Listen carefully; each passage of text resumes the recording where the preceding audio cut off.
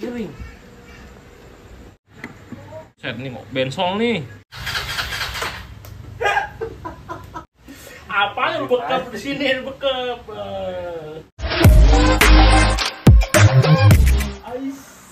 Bismillahirrahmanirrahim. Assalamualaikum warahmatullahi wabarakatuh. Balik lagi dengan Negara G21.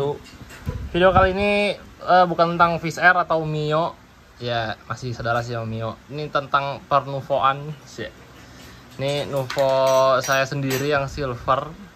Ini mau upgrade. Nah, ini mau saya upgrade ke Seher 57. Terus headnya juga saya ganti. Kenapa saya ganti head? Karena kemarin saya bikin sparean aja, jadi head yang ini nggak diapa-apain. Jadi saya sembari ngerjain iseng-iseng, morting kalau lagi nganggur. Kalau udah siap baru tinggal bongkar. Nah, ini udah siap semua untuk bagian headnya. Ini udah saya porting, Exa juga udah saya porting. Klepnya ini saya ganti baru karena pas kemarin saya dapat headnya ini pakai klep NPP. Jadi saya ganti baru. Kalau seumpama nih bawaan headnya masih klep ori mah saya pakai yang ori tetap, nggak saya beli baru gitu. Karena kalau klep ori biasanya tuh lebih awet yang bawaan motor ya. Kalau kondisi sehat juga sih. Terus ini untuk bagian headnya nanti mau saya upgrade noken AC pakai BRT yang seri T1 aja cukup. Pilihannya sih S2 atau enggak T1. Nah, cuman T1 aja biar lebih hayu. Ya, ini sehernya saya pakai film yang ukuran 57. Ini pakai blok ori copotan di boring ulang. Ya, ini sekarang mesinnya 54, seingat saya 54, 53,5 gitu. Nah, ntar mau saya upgrade biar lebih hayu gasnya. Oke, ini mau bukain dulu bodinya.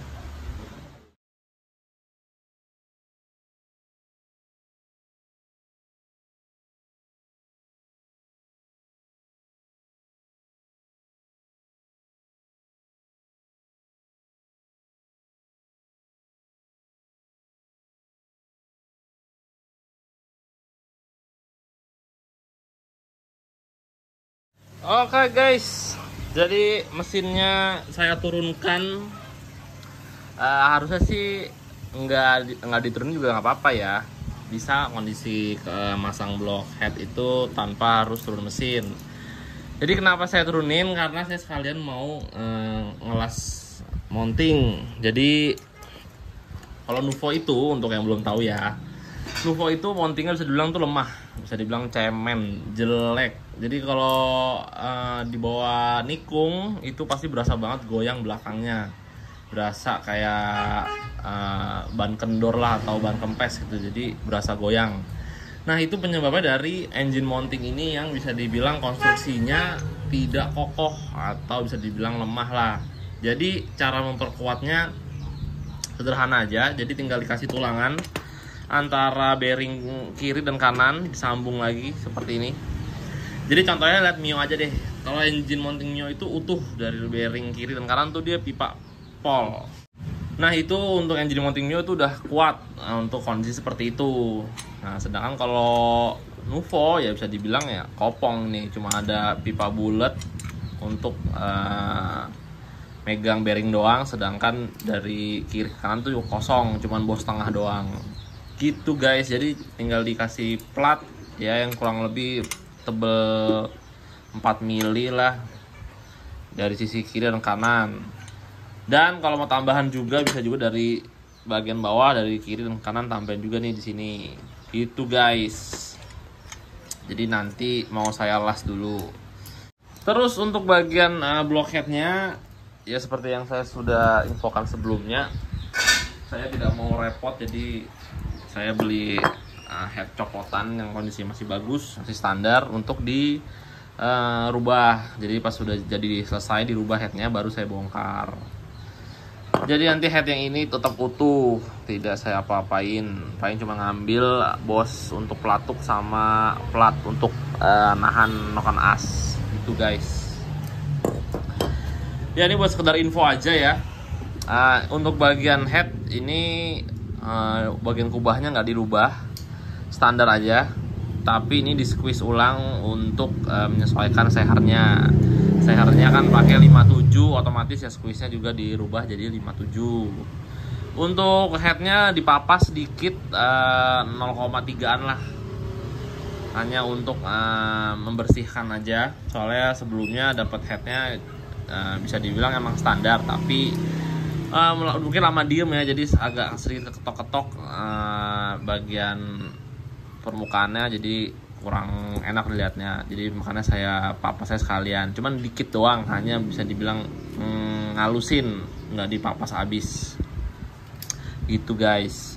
Terus untuk klepnya ini kan klep baru, cuman saya bubut sekalian.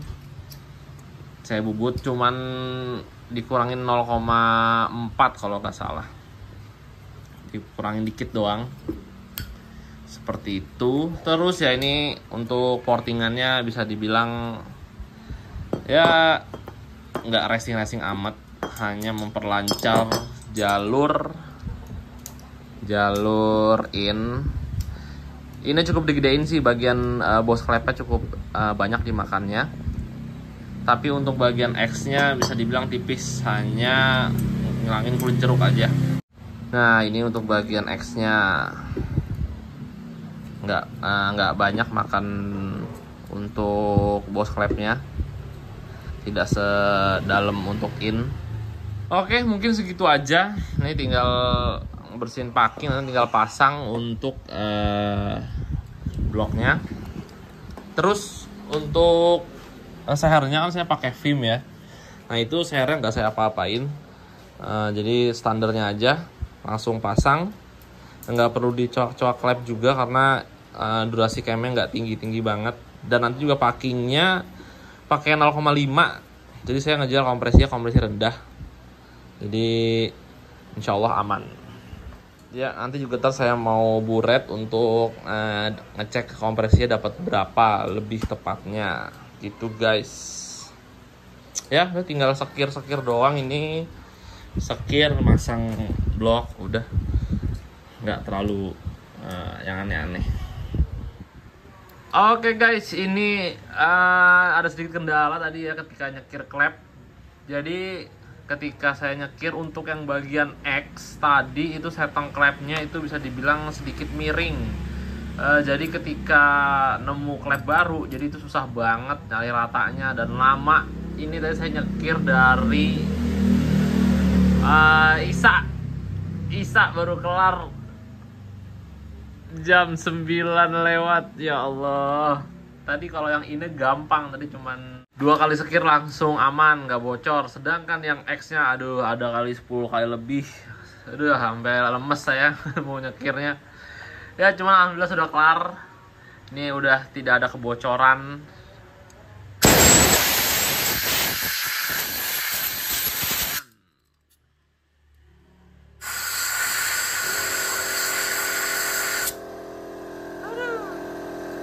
Ya jadi begitu deritanya kali ini. Cuman ya aman, bisa teratasi, cuman makan waktu aja jadinya. Aduh. Oke, ini untuk bagian head sudah selesai. Jadi nanti tinggal masang bagian isi head, terus nanti masang blok dan ngelas engine mounting. Nanti setelah udah terpasang semua mau diburet ya, dicek kompresinya berapa dapatnya. Oke. Aduh, sumpah lemas banget ini. Aduh. 2 jam buat nyekir nih.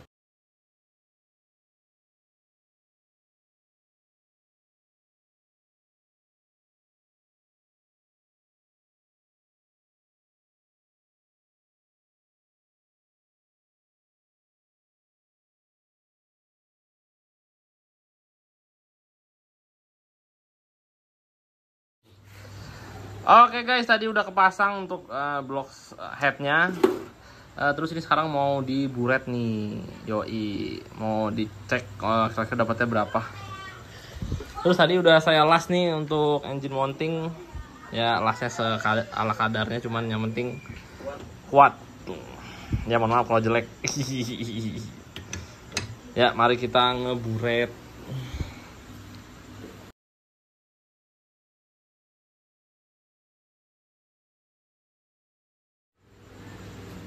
Oke guys, nih lagi itu nih dituang. Kita lihat hasilnya berapa. Udah 14 aja. Kurang miring. Udah.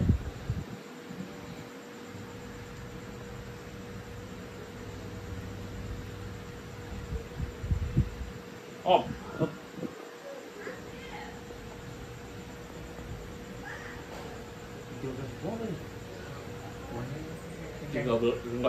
13 cc bukan 13 kompresinya. Belum dihitung dulu. Berat ya. Udah. Berapa tuh? Ntar dihitung dulu. Lihat ini dah. Ya ini lagi mau gue lihat. Nah, oh.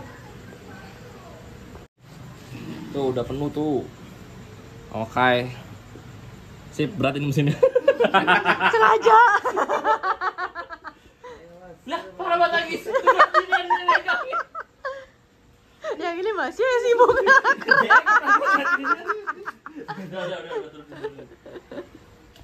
Oke guys, sudah kehitung tadi dapetnya 13 cc. Terus dikurangin busi 1 cc untuk bagian dratnya jadi 12,2 cc. Jadi hitungan dulu. Ini 12,2 cc. Bukan cc motor ini ya. Cc volume ruang bakarnya. Ini kita hitung cc-nya dulu. 0,785 dikali tadi itu diameter pistonnya 57 dikali 57 dikali struknya 57,9 berarti bisa sama aja rumusnya. 0,785 masih cuk, salah 57 dulu, kali 57. Nah terus dikali 0,785 dikali 57,9 sama dengan 147. Kentang cc nya 148 lah hitungannya tuh, 147 148 cc 148. 14. Oke guys, ini untuk mencari perbandingan kompresinya. Jadi cc ditambah cc mesin ditambah volume ruang bakar 12 cc 12,2 sama. Jadi ini 148 ditambah 12,2 dibagi 12,2. Ini lupa tadi dibagi. Jadi 148 ditambah 12,2 dibagi 12,2. Ujuk.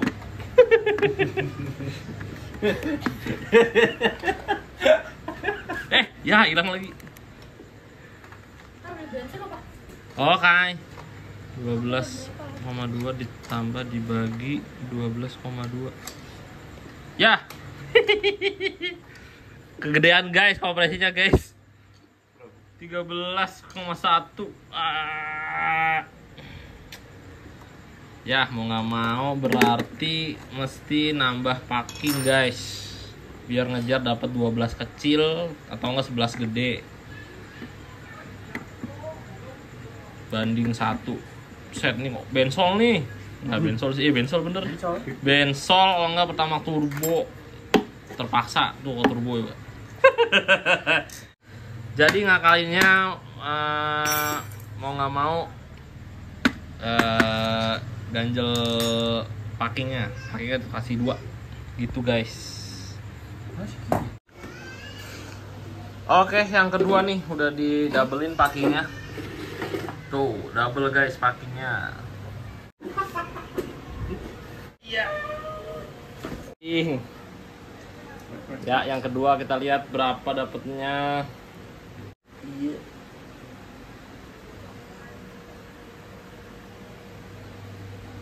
Nah, 14. Nah, ini baru aman nih 14.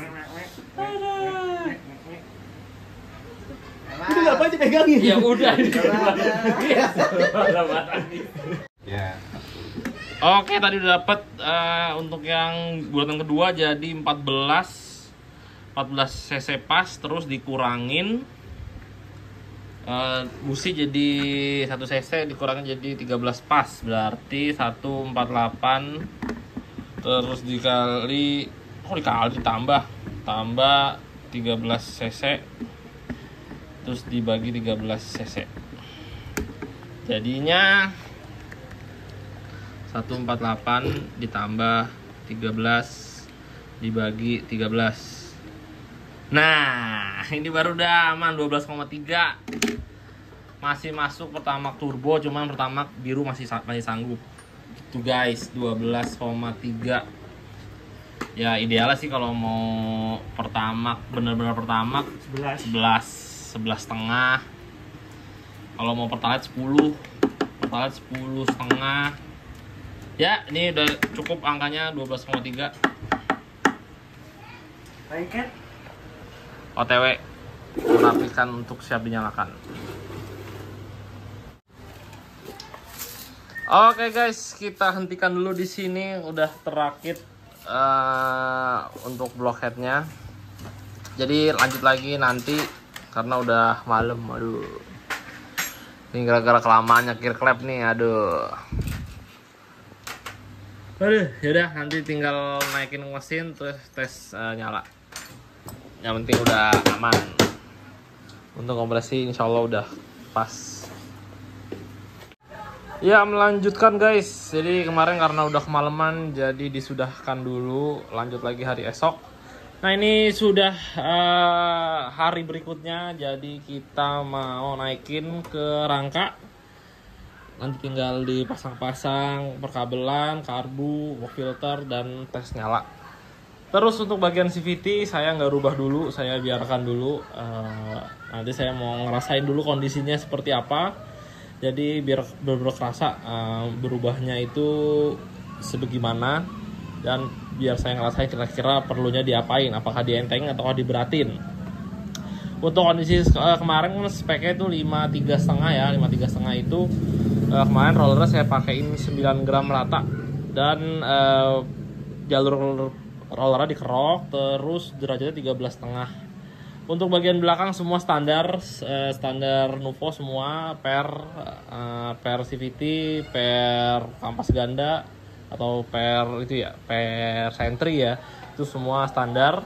Jadi hanya bagian depan aja yang saya rubah, bagian belakang full standar. Oke, mari kita pasang.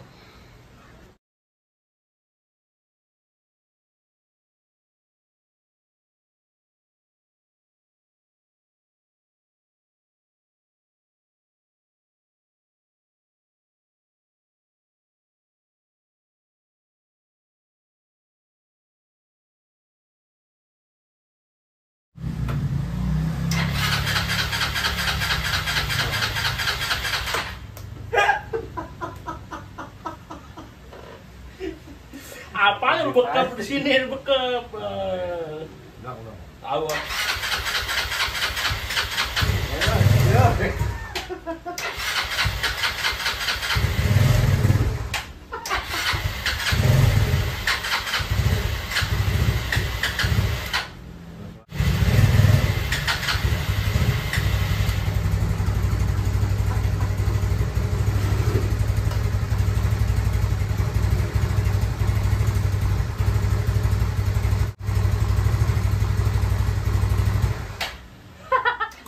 Oke guys, tadi udah sempat nyala, nyalanya cuman ya begitu doang, agak susah digas karena saya lupa nih karbunya harus diservis dulu atau mesti dibongkar dulu, karena Ini bensinnya udah basi dan ngerinya udah nyumpal di dalam karbu, makanya agak susah ketika nyalain, dan kalaupun nyala digas langsung mati. Terus tadi karena dipaksa terus nyala, akinya jadi ngedrop juga, mau nggak mau mesti di cas dulu sementara. Jadi kenapa akinya jadi cepet agak ngedrop, karena dipaksa terus menerus starter, dan karena kompresi juga udah lebih padat daripada sebelumnya, jadi lama-lama pasti akinya bakal ngedrop. Bukan berarti kompresi padat jadi ngedrop akinya, enggak, selama itu gampang dinyalain mah aman. Cuman karena dipaksa terus menerus, lama-lama akinya ya berkurang karena nggak ada pengisian dari sepul gitu guys. Jadi mesti dicas dulu. Ini motor juga lama udah nggak nyala, jadi wajar kalau strumnya juga udah mulai berkurang.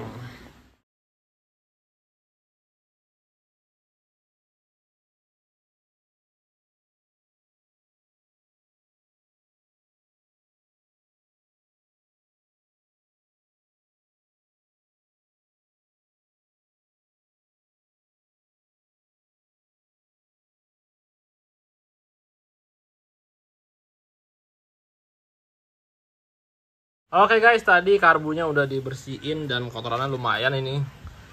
Ini bensin basinya banyak banget yang udah berkerak. Pas dikena karbu cleaner disemprotin jadi begini nih. Berlendir. Terus PJ-nya saya naikin aja karena ini udah dinaikin juga kompresinya. Jadi saya naikin ini 17,5 bawaannya, jadi sekarang pakai 20. Itu guys ya, sekarang kita coba, kita pasang.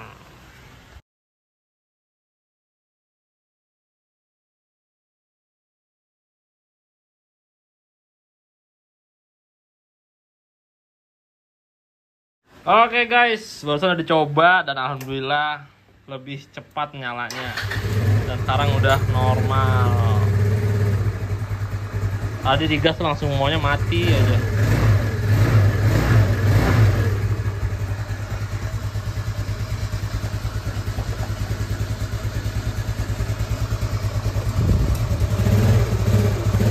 Suaranya adem guys. Karena ASBRT emang nggak bohong lah untuk suara.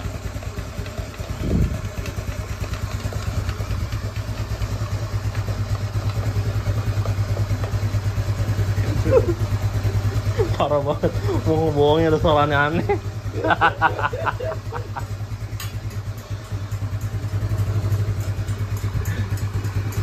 Kelakuan loh gitu emang. Ya udah, kita nyalakan dulu sembari Ryan di tempat.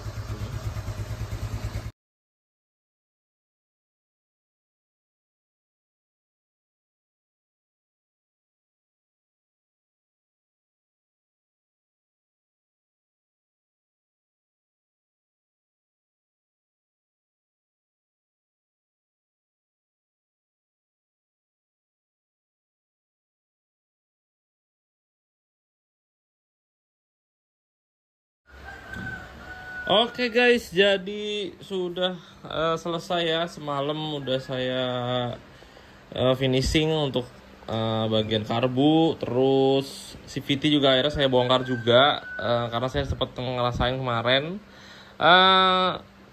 Saya pengen rasain lebih enteng lagi dan rollernya saya kurangin. Jadi sebelumnya pakai 9 3 piece, 10 3 piece.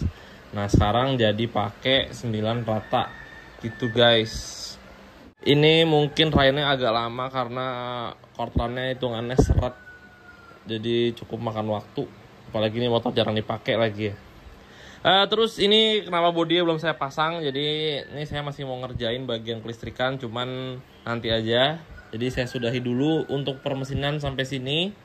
Nanti mungkin ada lagi videonya untuk bagian perkabelan. Jadi ini nanti mau saya upgrade DC pakai Kiprok NMAX gitu guys. Jadi nanti di video selanjutnya ya, biar nggak kepanjangan. Oh iya, ini untuk perklep kemarin belum saya jelasin ya. Jadi untuk perklep saya pakai standar aja, nggak saya upgrade yang lebih keras atau semacamnya. Kenapa demikian? Jadi karena tujuannya biar ngejar awet juga, biar beban mesin nggak terlalu berat. Jadi saya pakai standar aja. Sebenarnya ini kembali ke itu ya, apa namanya, tujuan masing-masing ya. Kalau emang ngejar untuk performa banget ya, dan mungkin nggak dipakai tiap hari motornya dan nggak dipakai capek, bolehlah kalian upgrade pakai per klep yang lebih keras dari standarnya. Cuman kalau tujuannya itu buat dipakai harian dan tidak terlalu banget mengejar performa di bagian atas ya, itu lebih baik standar aja. Karena ini menurut saya pribadi ya, kalau salah ya mohon maaf. Cuman menurut saya pribadi, kalau per klep keras itu lebih berpengaruh ke performa di putaran mesin di atas ya. Untuk bagian bawah itu kurang begitu terasa gitu guys. Jadi kalau sumama kalian bener-bener pengen nyari harian aja, nggak sering ngebut, nggak nyari top speed lah, hitungannya pakai per klep standar aja nggak apa-apa gitu guys.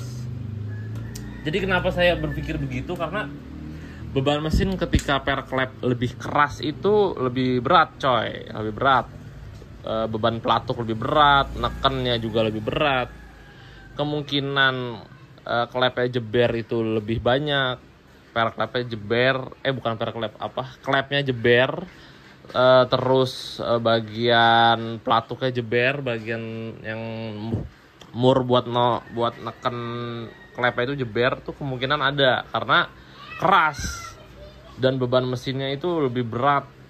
Ya kalau memang motornya cuman dipakai NR, San Mori sih enggak ya. Cuman kalau tiap hari dipakai macet-macetan, habis macet-macetan kan mesin panas tuh, mendidih langsung dibejek pol.